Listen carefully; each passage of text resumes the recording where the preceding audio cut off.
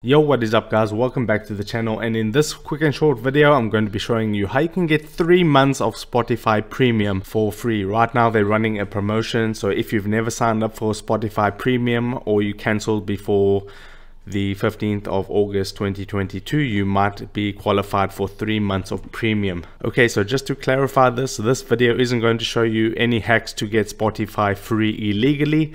This is from the official Spotify website. I just need to put that in there for the YouTube. Okay, so you need to go to this website, which is linked up in the description down below. It's just spotify.com/premium. And then if you're logged into your account and you qualify for 3 months of premium, you'll see this message: get 3 months of premium for $0. This is my currency, rands, that it's showing right now. So it would cost $179.97, but now it is free, and you can sign up for a new account if you want to apply this on a new fresh account. So I'm going to click on get 3 months free. It says premium individual free for 3 months. Start 3 months today. Start billing date on the 16th of November 2022. So it's only going to charge me if I want to carry on with the trial after the 16th of November 2022. Then it will be around 59 Rand 99 after the 3 months. And this is important, you won't be charged until the 16th of November 2022.